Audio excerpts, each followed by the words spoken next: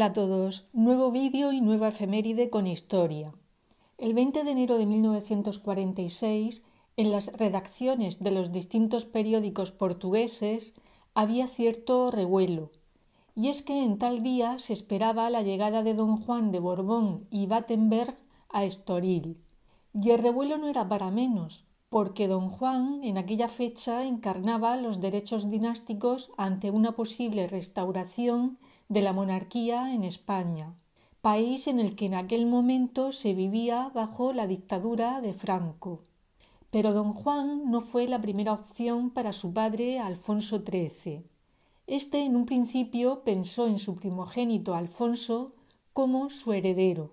Sin embargo, este renunció a su derecho al trono al contraer matrimonio con Edelmira Sampedro, quien no pertenecía a ninguna familia real. Aunque don Juan fue el tercer hijo varón de Alfonso XIII y de su esposa Victoria Eugenia de Battenberg, fue la segunda opción para suceder a Alfonso XIII, porque Jaime, el segundo de los hijos, fue descartado por Alfonso XIII debido a una sordomudez que padecía desde que a los 4 años fuera operado por una doble mastoiditis. Don Juan y su esposa María de las Mercedes de Borbón y Orleans llegaron al Hotel Palacio Estoril, en donde un grupo de nobles españoles fieles a don Juan les dieron la bienvenida en una operación que pasó a la historia como el Saluda. Todas estas personas tenían la esperanza, al igual que don Juan, de que la evolución de la Segunda Guerra Mundial favorable a los aliados pudiera contribuir a la restauración de la monarquía en España. Después de vivir por un tiempo en el Hotel Palacio, se trasladaron a Villa Papoila. De allí pasaron a Villa Belver y finalmente, a partir de 1949, estuvieron viviendo en Villa Giralda. Esta villa poseía 3 plantas, 51 habitaciones decoradas con mobiliario y obras de arte procedentes de los palacios de la Magdalena, que era la residencia de verano de Alfonso XIII, y del Palacio de Miramar, que también había pertenecido a Alfonso XIII. La casa tenía 700 metros cuadrados y una parcela que la rodeaba de más de 2000 metros cuadrados. La llamaron Villa Giralda en alusión a la Torre de la Giralda de Sevilla, ciudad de la que doña María de las Mercedes conservaba muy buenos recuerdos. Allí transcurrió gran parte de su infancia, ya que su padre, el infante Carlos de Borbón y Borbón, dos Sicilias, fue destinado a dicha ciudad como capitán general. Su integración en la ciudad sevillana fue tal que eran conocidos como los infantes de Sevilla. El mismo nombre de Giralda lo había llevado el yate que había poseído Alfonso XIII, yate que se encontraba muy presente en Villa Giralda, ya que la chimenea que había pertenecido a dicho barco se encontraba presidiendo el salón de la casa, y la campana de ese mismo barco se encontraba en el porche de entrada. El día a día de don Juan transcurría atendiendo la secretaría política y el consejo privado que había instalado en Estoril. En dicha secretaría y consejo, un grupo de nobles, de forma desinteresada y con una periodicidad quincenal, se desplazaban desde España para aconsejar a don Juan en todas las cuestiones políticas que para el futuro de España tenía la monarquía como salida del régimen franquista. Entre estos nobles se encontraban los duques de Medinaceli, de Montellano, los marqueses Luca de Tena. Mientras tanto, Pilar, Juan Carlos, Margarita y Alfonso, que a su llegada a Estoril tenían 10, 8, 7 y 5 años respectivamente, se lo pasaban en grande disfrutando de las playas de Estoril. Así lo contaba el bañero de la familia. El bañero era la persona encargada de vigilar a los hijos de las familias adineradas mientras se bañaban en el mar. Según el bañero que trabajaba para la familia de don Juan, Juan Carlos y su hermano Alfonso se llevaban bastante mal. Relata que en una ocasión Juan Carlos lo sumergió en el agua, le puso un pie encima y no le dejaba salir a la superficie. El bañero se lo contó a don Juan y Juan Carlos recibió el correspondiente castigo. Parece ser que Juan Carlos en otras ocasiones también era castigado con no bañarse en la playa porque no hacía los deberes. Y es que en inteligencia era superado por su hermano pequeño, por Alfonso, a quien precisamente por su inteligencia llamaban el Senequita, en alusión al filósofo romano Séneca. En Estoril también el hijo mayor de don Juan, Juan Carlos, vivió un gran amor de adolescencia. La chica se llamaba María Gabriela, aunque cariñosamente le decían Ella. Se trataba de la hija del rey Humberto II de Italia, quien reinó en dicho país durante 33 días, desde el 9 de mayo al 12 de junio de 1946, en que se instauró la República. Esto hizo que tuviera que exiliarse y escogió Cascais, otra ciudad portuguesa muy cercana a Estoril. Y esta no fue una elección baladí. Estoril, a tan solo 25 kilómetros de Lisboa, gozaba de buen clima, de mar y de un bello entorno. Y, como no, del glamour que su casino y el Hotel Palacio destilaban. De este último eran asiduos don Juan y su familia, así como Grace Kelly y Reiniero de Mónaco, quienes acudían a las fiestas que en él se celebraban. Aunque en el caso de don Juan también acudía a dicho hotel para otros menesteres. Parece ser que allí mantuvo durante una temporada a la actriz Sasha Gabor, una de sus amantes. Esta solía decir que creía en la familia numerosa, que toda mujer debería tener como mínimo 3 maridos. La relación entre la actriz y don Juan terminó bien pronto, al no conseguir de don Juan el dinero o los regalos que ella deseaba.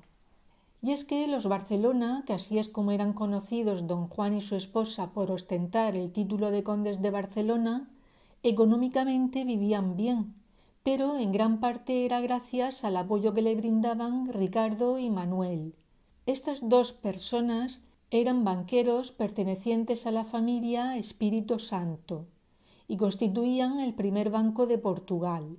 En concreto, Ricardo disfrutaba codeándose con artistas y nobles.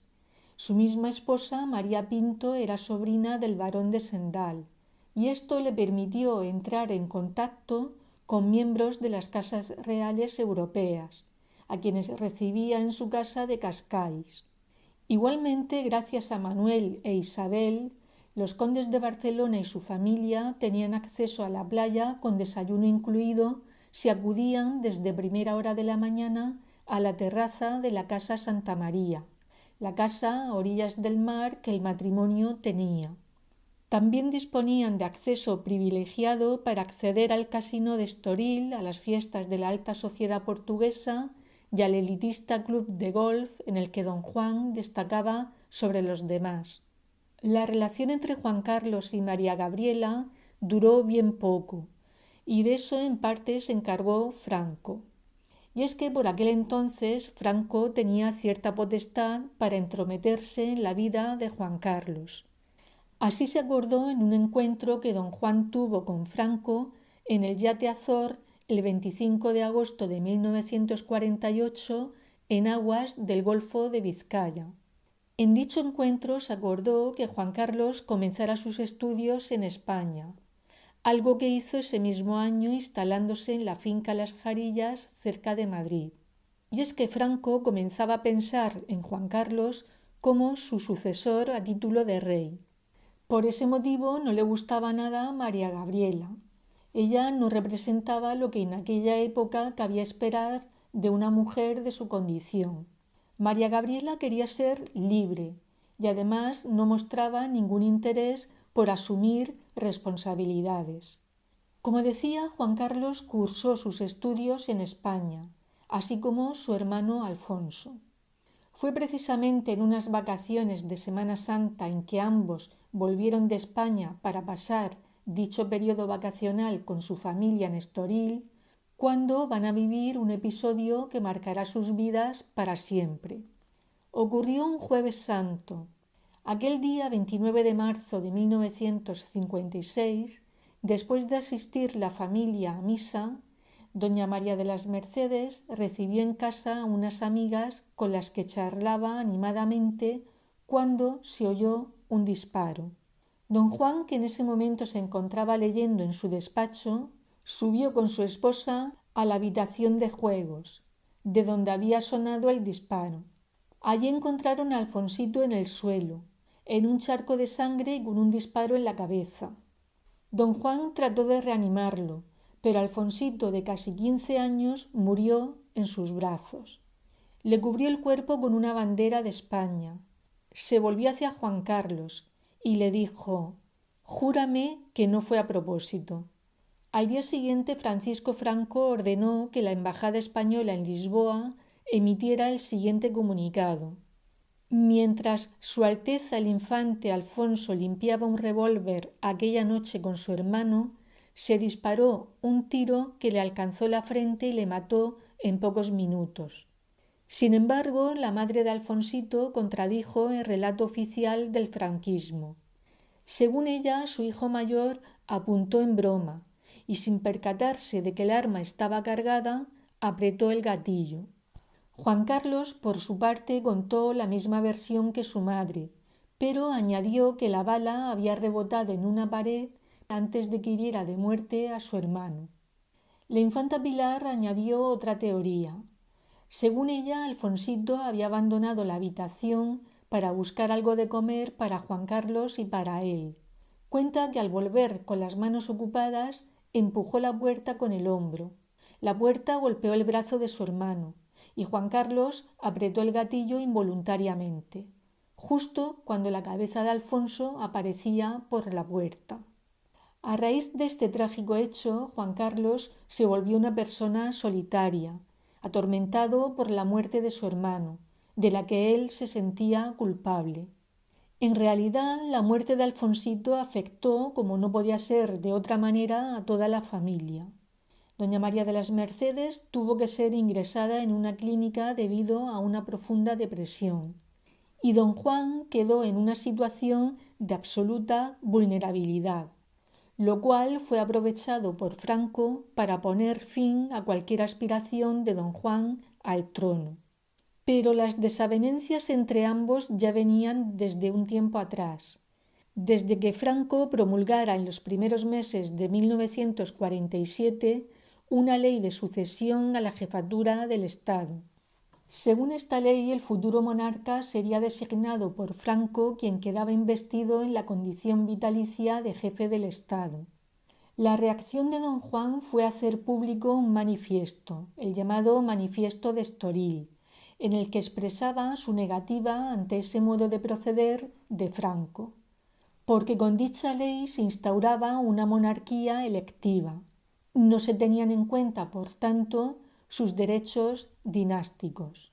Respaldado por esta ley, en 1969, Franco designó a Juan Carlos como sucesor a título de rey e hizo llegar a don Juan la siguiente carta: «Mi querido infante, tomo la decisión de proponer a las Cortes mi sucesor en la jefatura del Estado en favor de vuestro hijo don Juan Carlos.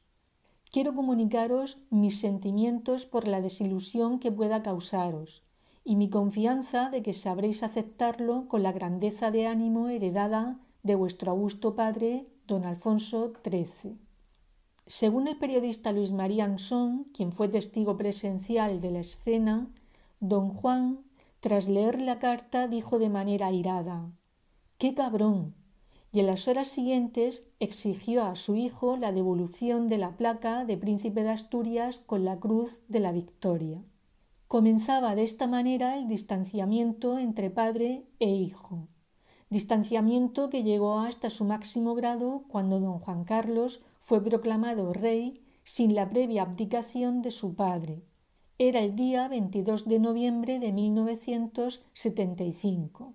Tuvieron que pasar 2 años para que se produjera dicha abdicación, y en la que don Juan, en dicha ceremonia de abdicación, matizó que renunciaba por su mucho amor a España y por el cariño que profesaba a su hijo.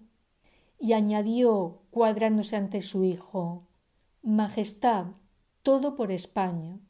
5 años después, los condes de Barcelona abandonaron Estoril y se instalaron definitivamente en Madrid, en un chalet de la urbanización Puerta de Hierro, enclavado en una parcela de 4.000 metros cuadrados y al que curiosamente llamaron Villa Giralda.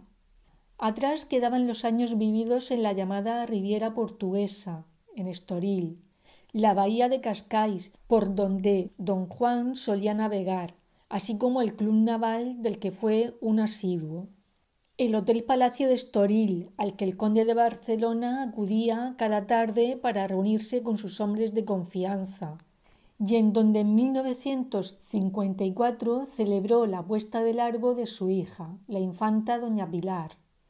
Miles de monárquicos quisieron asistir a ella, y aunque muchos de ellos no lo consiguieron por la oposición de las autoridades franquistas, aquella puesta de largo se convirtió en lo que Franco no quería que se convirtiera, en una auténtica celebración monárquica, algo que irritó al dictador, así como la resonancia que el evento tuvo a nivel internacional, haciéndose eco del mismo la prensa de distintos países. Hasta tal punto preocupó a Franco aquella puesta de largo que envió un espía a la fiesta. Gracias a su servicio de espionaje, hoy en día sabemos cosas tan importantes como que la infanta Pilar no llevaba medias, que tenía el traje manchado por la espalda, que el collar que lucía era demasiado para su cuello y que llevaba el vestido sin planchar, por lo que el astuto agente concluyó que doña Pilar era muy poco coqueta. Pese a todo lo descrito por dicho agente, el retrato que le hicieron a la infanta aquel día le llevó a protagonizar una de las portadas que una conocida revista dedicaba en esa época a la serie Bellezas Españolas. De la puesta de largo de la infanta doña Pilar, así como de otras fiestas en las que participaron los condes de Barcelona junto con otros personajes de la época como Grace Kelly y Reiniero de Mónaco, se pueden ver hoy en día fotografías en la llamada Galería Real del hotel donde tenían lugar, del Hotel Palacio de Estoril. Concretamente en una de ellas aparece la reina Victoria Eugenia charlando con Grace Kelly y Reiniero. Y es que al matrimonio les unía una gran amistad con la reina, ya que ésta fue el gran apoyo de Grace en sus comienzos como princesa de Mónaco. Y una curiosidad es que fue precisamente en Estoril donde nació en la mente de Ian Fleming el personaje de James Bond. Parece ser que en 1941, y trabajando para la inteligencia naval británica, el autor, así como otros tantos espías, se alojó en el Hotel Palacio y fue allí, o quizás en el casino, donde conoció a Dusan Popov, agente doble de origen serbio. Precisamente el primer libro del agente 007 se titula Casino Royal y la primera escena de la película Al servicio secreto de su majestad transcurre en Estoril. Don Juan siempre fue muy querido en Portugal. Una avenida lleva su nombre y un monumento levantado en su honor en Estoril lo demuestra. Pero es que cuando murió en 1993, Mário Soares, el por entonces presidente de la República Portuguesa, asistió a su funeral y estableció un día de luto. Y es que los portugueses no podían olvidar que durante la Revolución de los Claveles de 1975, don Juan permaneció en Portugal ayudando con ello a la estabilidad del país. El rey emérito don Juan Carlos I tampoco se olvida de los años vividos en Portugal, así como de los banqueros Espíritu Santo, a quienes ayudó a instalarse en Madrid durante la revolución mencionada anteriormente. Igualmente, don Juan Carlos I quiso honrar a su padre cuando falleció, reservándole un lugar en el Panteón de Reyes del Escorial, como después haría con su madre, y en cuyo sarcófago aparece el nombre de Juan III, otorgándole de esa manera su lugar en la historia, al convertirlo en rey después de muerto.